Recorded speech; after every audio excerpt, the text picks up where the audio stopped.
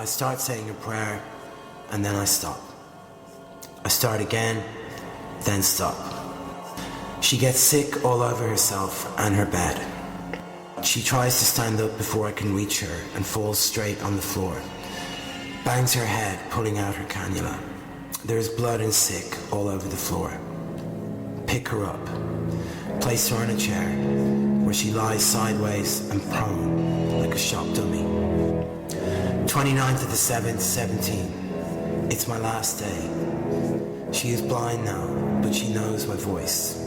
The Bluster Boy is alone, dangled from the street light, just outside the school, so in the morning, there no fat, there is in your freedom, but there she the lip in the crotch of his trousers, there she his belly hang out like marzipan, and they will laugh, they don't understand, only the next fast blood down his gallow walk, mazba in hand.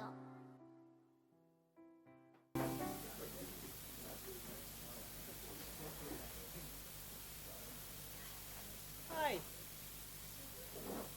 Okay, we're going to kick off. Welcome everyone, all of you here in Bridge Street Books, Wicklow Town, and those of you watching from around the world. You're very welcome. We're delighted to welcome you to this exciting evening, and we're absolutely thrilled to be launching the Bluster Boy, Davey's book.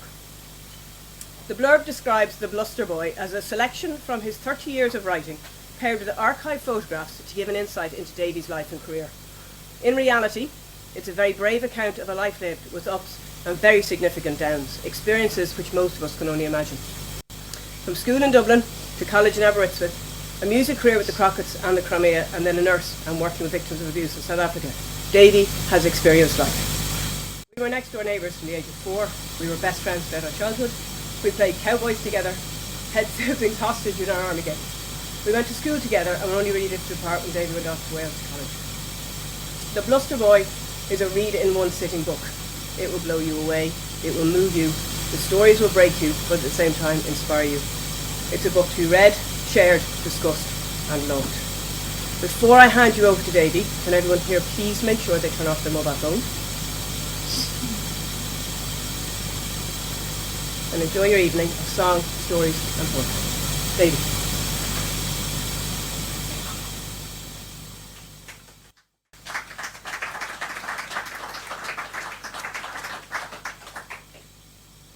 In my back garden in Dundrum, with next door neighbour Joanna Hamilton.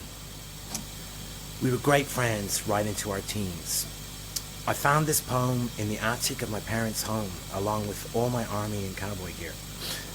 I found a lot of poems, but I liked this one best. My mum says I had to write poems in 4th class, so I'm thinking I was about 10 when I wrote this poem. By 11 I was a skater. I loved cowboys and Indians and westerns back then. I still do. In the book I'm wearing a waistcoat, and my mother made this waistcoat from a pair of old leather boots. The Cowboy, 1992. His hat high with a red band, evil red. His face, deep set eyes, black and crazy, evil eyes. His voice, scarred by years of smoke, evil smoke. His coat, long and dirty, evil dirt. His body, smells of an unclean spirit. His spirit, evil spirit. His boots, beaten and blood-stained like his hands, evil hands. His gun, hot from use on men, good men. So my mum cut all our hair, and she made our clothes and our teddy bears. Now Barney's not here today, okay, but he's in my bedroom at home, okay, and he never leaves there. So this poem ended up being the basis of the Crocketts song 6 Soon to Be 7. And the poem was written. I was looking out my window, studying mathematics for the leaving certificate, watching the local kids playing in the street. It's called Saturday Differentiation, 1993. The little 2-foot screecher slowly wavered to a halt, and I laughed while watching from 17 years, for she couldn't make the curb. It sent her reeling. A tottering crash, a smirk of blood, and a scream to shake the heavens levered Dad from football. He came knee-gnawing, quite Bulmer's originalised, and stretchered her off in the buggy, to the safety of a plaster and a chocolate stain on Cousin Sally's elephant t-shirt. Next day she was out again, snotting like a mad thing, and playing aeroplanes with Sammy 2 doors down. She waved up at the window whilst coming into land.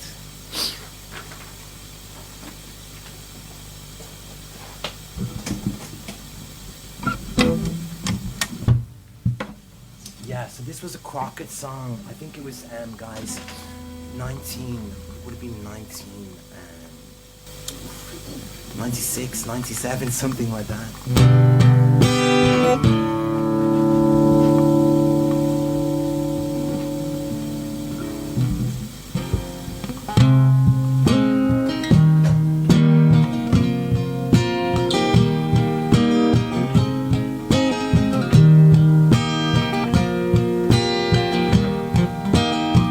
Little Mary Allison is hiding behind the wall again.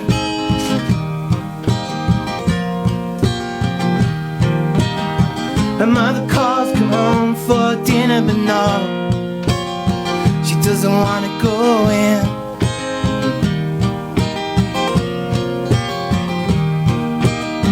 She is playing marbles at the stream with little Sally 2 doors down.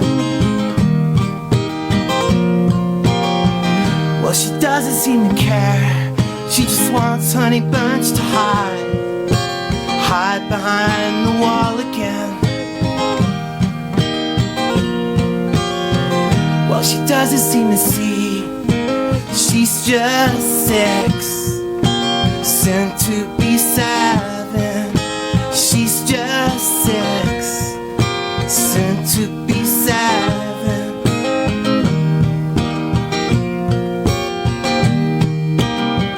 Little Billy strolls down the road in his cowboy suit again. The mother calls, come home for dinner, but no, he doesn't want to come in.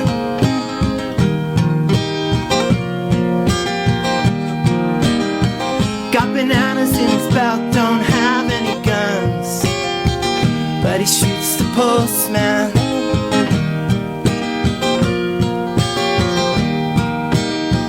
He's playing marbles at the stream with little Mary Allison, and Sally's doors down.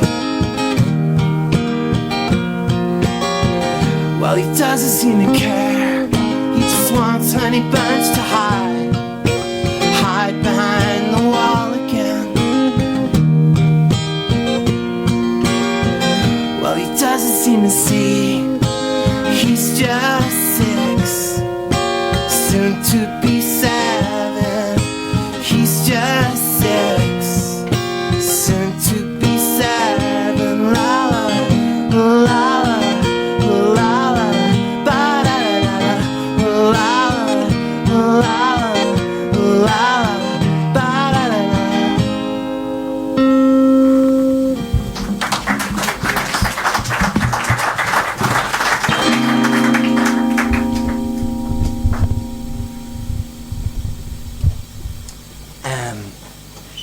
So the Bluster Boy is about the effects of bullying. I was bullied in school, and one of my friends committed suicide at 17 after being bullied. And so a lot of our songs were about being bullied in the Crimea and the Crocketts, like Strong Guy, Che Guevara T-shirt, Chicken versus Macho. And it meant that a lot of our fans were people that had been bullied, and these are the best kind of people.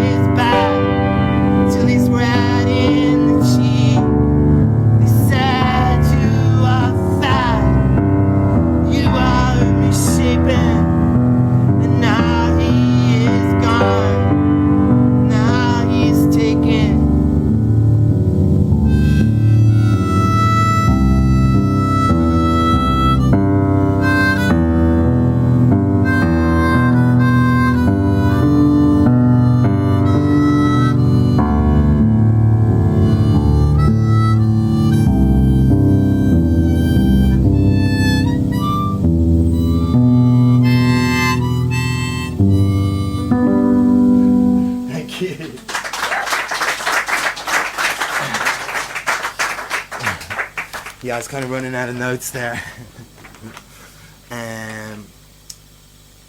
So, the photo's not here. Okay, but this is The Only Living Boy and Girl. It's a song, I think, from 2015. And no, I've got the order wrong. Ladies and gentlemen, I would like to welcome Miss Tara Blaze.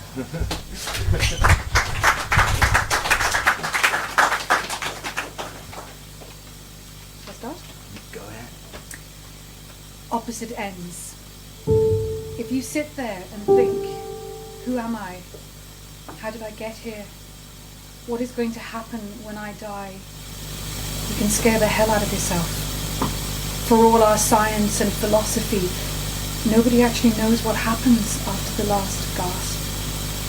Where we go, or what we become after the last gasp. All of a sudden I find myself hurtling through space with only the taste of your lips as evidence that I once battled against your chronic indifference when we couldn't go the distance. I was left crippled. You lose some. You get thrashed in some. The bruises become uniform, the leather belt worn. I struggle to think of a beastlier beast than the beast I became upon crossing sword with the use of stimulants. Driven only by the Herculean desire to fill your body with anything which helps you forget it's a body in the first place. Haunted by the uncontrollable urge to have sex, for which I sometimes fear the only cure is castration or murder. But you were still my Corgetts. I still your truck stop whore. If this is it, if this is all there is, I don't want to play anymore. Beneath a searing bookend of the earth's reptilious skin, we painted a Picasso of gore as the rocks below soften our fall. We take no prisoners, leave nothing, only ghosts. Creeping down the Silk Road, from the third world to the fucked up world, kill everything that moves. Yes, I was a fool. Yes, you were a fool. But who can name a penny that has not been in the pocket of a fool?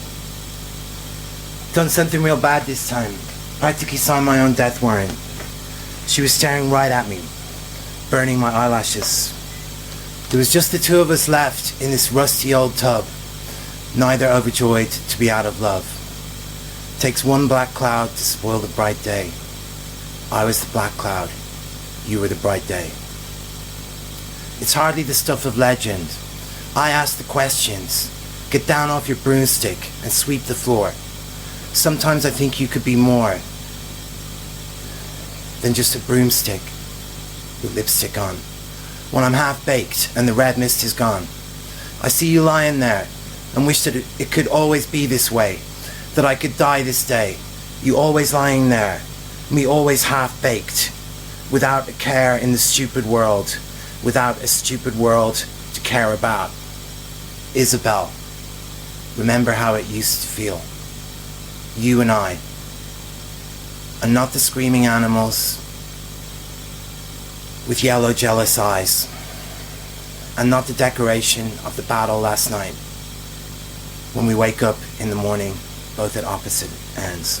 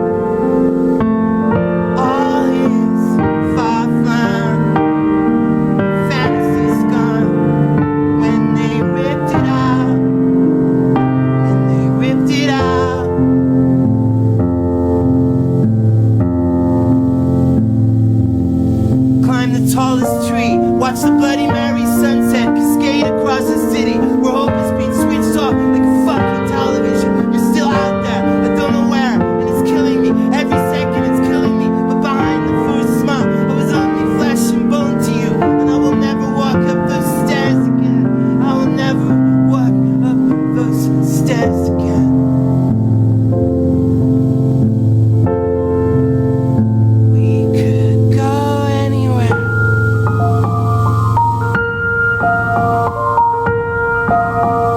Even the stars. The only living boy. And only living.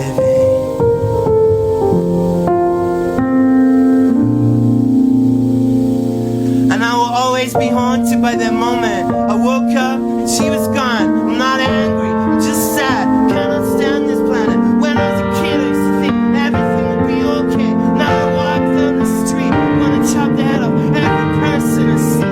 If this is it, if this is all there is, I don't wanna play anymore. The bandstand words tonight, and I'm going up with it. I don't believe in waking up each day. Don't believe in playing this game. Don't believe in written prophecy. Don't believe in my own destiny. Don't believe in miracles. Strange things just happen. There's no such thing as miracles. Well, walk up those stairs again.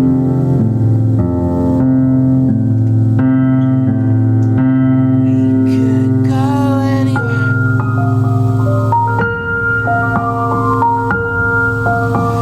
Even the stars.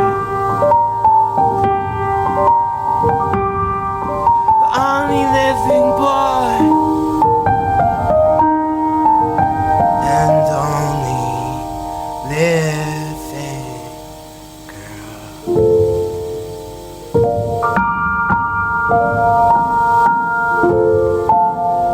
We could be Adam and Eve, rulers of the earth. When I was in your arms,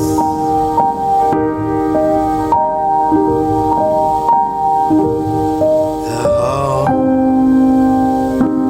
wide world melted away. Thank you.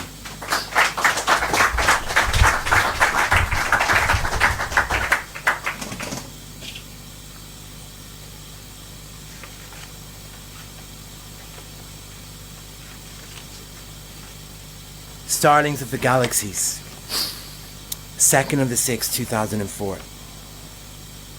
Do starlings just exist, feelingless, like psychopaths, like dentists? Or do they smile, have hurt feelings, dress up as bats for Halloween?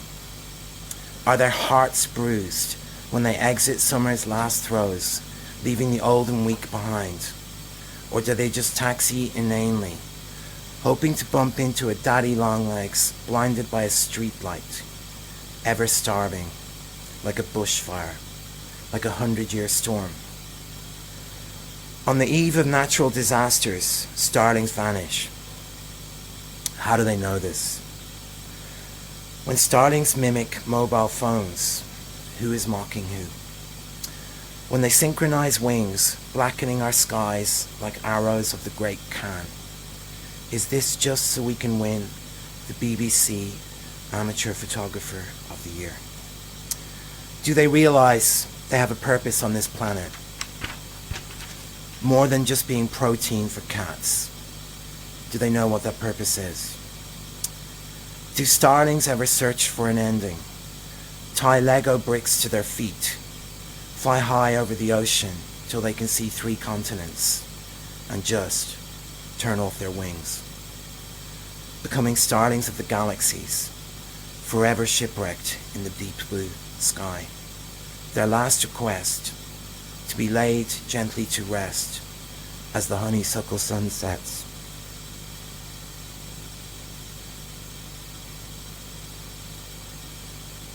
in a straw-lined shoebox by children of the sepia years, beneath the old holly tree, covered by red berries, daisies, and buttercup tears.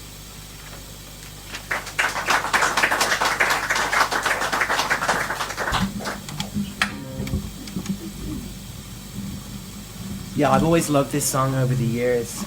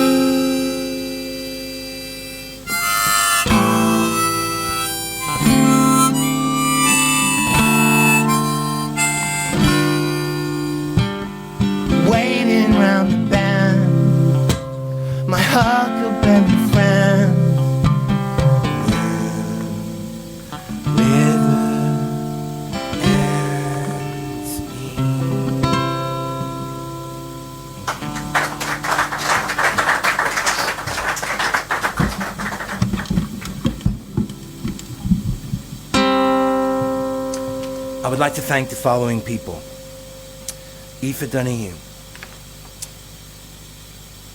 Charlotte Ellis,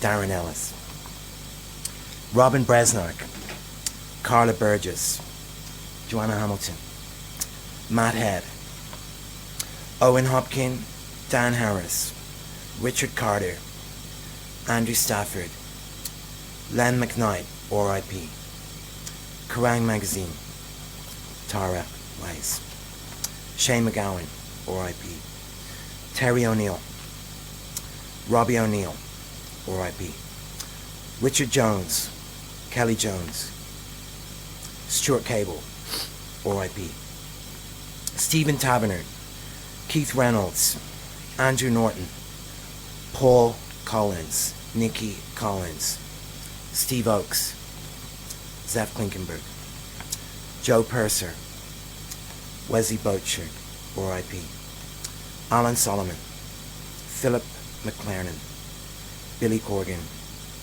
Gary Lightbody, Kings of Leon, Keane, Tawana Joe Baskin, John Peel, R.I.P., Mark Hamilton, J.T. Leroy, Houston, Christopher Friend, Scouts Ireland. Chinook Adventure Team. Dublin and Wicklow Mountain Rescue Team. Penny Dinners, Cork. Chris Lawrence, Facing Africa. Sister Mary, Nyambani Orphanage, Kitui, Kenya. Cecilia Sato, Vusalela, Diepsloot, Johannesburg. Neil Gavin. Chris Carr, Facing Africa. Martin Grover. Vincent, Nakola, Ziritu, Lucky 2, the Skateboard Gang, and all the other patients in this book. Reg Byrne and everybody at Angels Boxing Club. Vadim Oliferenko. Kate Dale, R.I.P. Frank Cater, missing. 1st of the 6th, 2012. I've practically adopted this 3-year-old orphan boy who lives on my street. He doesn't actually have a house, but he sleeps on the grass at the side of the road. He follows me everywhere religiously, and I have to send him home each time I reach the main street. Every morning when I go to buy the paper and some bananas, he's there, sunning himself in the storm drain. He's almost the same age as my nephew back home, but he's like a grown-up. He makes his living hustling on the street. He's always barefoot and wearing the same thin trousers and t-shirt, so he relies on the sun for warmth and the children's fire at night. When I gave him a harmonica, he basically lost his mind. He jumped up and down on the spot for 10 minutes. It's so sad that he's sunning himself to get warm each morning. It's freezing. Lucky has corn rails, but they are always covered in dust, dirt, and all scummy. I'm forever picking sticks and stones out of it. Everywhere I go, he runs after me screaming, "Davey, Davey, Davey." I'm so happy I met Lucky too, because he's good for my soul. I introduced him to the people I'm working with at the clinic, and I asked them to look after him when I'm gone. 11th of the 7th, 2012. This morning with Lucky 2 on the street, waiting for a break in the cloud which never came. It was so cold, we were playing Look at Our Breath, exhaling air and laughing at the cloud. The problem is, I soon realized Lucky 2 thought we were playing Smoking, as he was doing the hand movements. This morning when I went running at 7:15 a.m., I found him mixing concrete on the street, using his bare feet as a cement mixer, sand and water. He was building a house with bits of broken brick left over from when they stoned the thief, and saying over and over again, "Davey, concrete, look, look, Davey, Davey, look, concrete." Later, I share my lunch with him, chips in a great hunk of bread. Some old ladies are lurking nearby, and they want some. Lucky cleverly drops his lunch in the dust so they don't take any. He wolfs his chips down before I even started, chomping through the sand with vigor. 19th of the 8th, 2012. One of our kids has died in a house fire, and I'm so upset. It's difficult because there are often fires in Diepsloot. The shacks are made from plastic, wood, cardboard, and they're so close together. Police and fire never enter the squatter camp. We tried hard to save this kid. His little sister lived. I don't have much experience with burns, but I know when someone's dead. Lucky 2 keeps trying to play with me. He tries the clapping game. He scratches my stubble. He tickles me. Finally, he gets down on the floor and tries to do a press-up just with his thumbs, just like me. Any other day, it would be hilarious, but not today. Eventually, I give up being sad, and me and Lucky 2 play the clapping game, till eventually he falls asleep. I leave him lying there on the dirt street, with thousands of people walking by. This book is dedicated to my niece and nephews. Watching you guys grow up has been the greatest thing in my life. Thank you.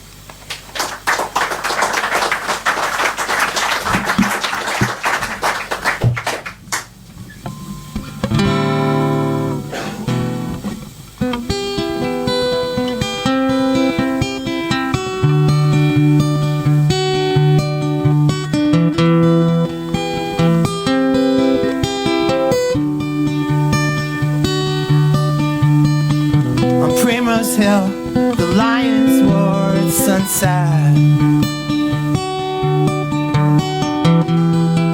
But this ain't Africa. No. Escape parakeets frozen on the wire.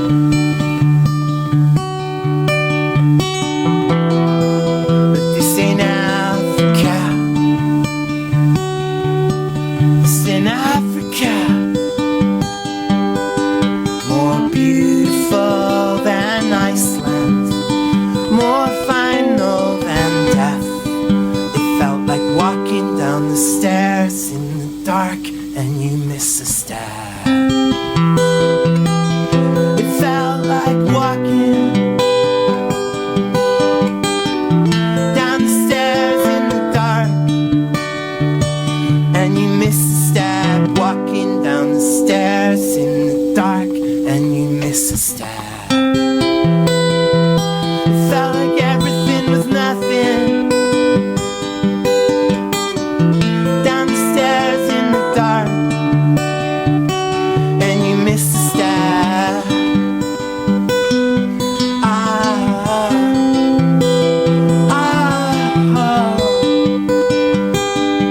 ah.